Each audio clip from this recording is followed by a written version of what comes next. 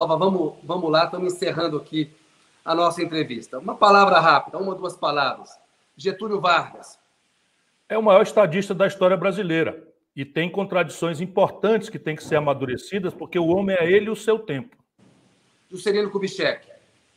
Sem dúvida nenhuma, é o segundo maior estadista da história brasileira, logo depois de Getúlio. Jânio Quadros. Um louco irresponsável. João Goulart. Um bem-intencionado que não teve e não teve lucidamente vontade de dividir a nação brasileira e de assistir eventualmente a um conflito sangrento, em duas ocasiões. Em 61, quando foi tentado contra ele o primeiro golpe, o Brizola levantou-se em armas no Rio Grande do Sul e ele, ao chegar, né, causou incompreensões ao Brizola porque preferiu aceitar a solução absurda, porém conciliatória, do parlamentarismo. E depois, em 64, quando mentiram que ele tinha se evadido do país, ele podia ter levantado o povo brasileiro para resistir, porque tinha o povo brasileiro, os jovens precisam saber. O João Goulart, quando aconteceu 64, hoje tudo é documentado a serviço dos interesses norte-americanos pela Guerra Fria que estava acontecendo no mundo, o João Goulart tinha quase 60% de aprovação no Ibope. Ditadura militar de 64. Uma parte, né, os oficiais que não tinham informação acreditavam mesmo na propaganda anticomunista e na denúncia de corrupção do Jango. A esses eu considero equivocados. Os outros não. À luz dos documentos que eu conheço, eu os visitei, qualquer brasileiro pode fazer isso. Na Biblioteca do Congresso Americano, eles guardam, inclusive, gravações que foram desclassificadas de serem secretas. Não é? O Lyndon Johnson, lá atrás o Kennedy e o Lyndon Johnson se acertando, Vernon Walters, Lincoln Gordon, todos são personagens, e havia um porta-aviões armado até os dentes na costa do Espírito Santo, pronto para desembarcar estrangeiros no território brasileiro com a conivência da alta cúpula do Exército do Brasil. E o IBAD fazia o financiamento com dinheiro estrangeiro de campanhas e da propaganda, não é, aqui no Brasil. O que relativiza isso é que o mundo estava vivendo um crê ou morre. 2 aninhos antes, ou menos de 2 anos antes, o episódio dos mísseis russos em Cuba, soviéticos em Cuba, quase levar a humanidade à conflagração nuclear. Portanto, as nuances e as ponderações diplomáticas estavam realmente todas postas de lado e os americanos resolveram impor um crê ou morre para todo o seu ambiente de influência. Não é? Isso aconteceu em 64 no Brasil, foi acontecer em 73 no Chile. É documentado também que, por exemplo, a escola de tortura foi trazida para a América do Sul pelos norte-americanos. Isso tudo é uma vergonha grande que está se reproduzindo em tempos modernos. Eu quero dizer, dinheiro interferindo na vida pública brasileira. Tancredo Neves.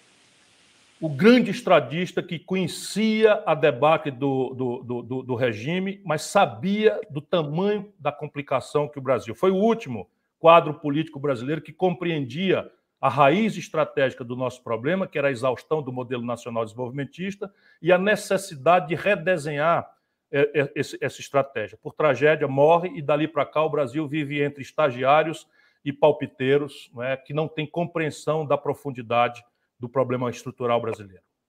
José Sarney. O Sarney é uma figura polêmica e, chegando na idade que está, eu gostaria de mencionar um lado que eu considero muito importante dele. Também em tempos críticos como o que nós estamos vivendo, isso é uma característica que a gente tem que valorizar. O Sarney era um homem central do velho regime, mas compreendeu a necessidade de conciliar com os líderes do novo regime, não é? E isso precipitou a volta do Brasil à democracia. Sofreu pão que o diabo amassou no governo, não tinha nenhuma capacidade de governar, foi tutoriado pela prepotência do Ulisses Guimarães o tempo inteiro, mas conseguiu manter o país, não é, em ambiente democrático, conseguiu pacificar, né, a questão militar, que naquela época ainda era uma questão que a gente não sabia se estaria resolvida ou não. E aqui volto a dizer, no colégio eleitoral, não é, que elegeu o Tancredo com o Sarney, o PT ficou contra. O Lula determinou que eles ficassem contra. Fernando Collor de Mello. Isso é um aborto que aconteceu na vida brasileira. Itamar Franco. Grande e extraordinário brasileiro. Criou o ambiente para encerrar 30 anos de negociata na inflação, que agora estão reciclados no juro alto. Fernando Henrique Cardoso. de novo, eu estou com muita vontade de somar tudo que eu puder somar, e eu fico olhando. Ele agora está dizendo que cometeu um erro grave quando introduziu a reeleição no Brasil. Ele agora disse que errou quando votou em branco e não votou no Haddad. E isso significa que talvez ele esteja disposto a olhar para o futuro. Mas as pistas que se tem são da renitência dele, né, com esse elitismo irresponsável, porque parece que ele é o grande mentor da candidatura do animador de auditório. Lula. É um grande brasileiro que lambuzou-se no poder e perdeu a noção histórica e agora resolveu descer para a miudice mais reles. Só atenta contra uma biografia extraordinária. Dilma Rousseff. Eu acho que é outro aborto que aconteceu na história brasileira. Michel Temer. Isso é um bandido. Inacreditável que o Lula tenha posto esse homem na linha de sucessão do Brasil. Jair Bolsonaro. Esse é um patife muito perigoso. É um patife genocida que nós temos que cerrar fileiras contra ele. Ciro Gomes. Um sonhador com o pé no chão. Ministro, agradeço muito a entrevista do senhor aí. Kennedy Alencar, ter uma oportunidade.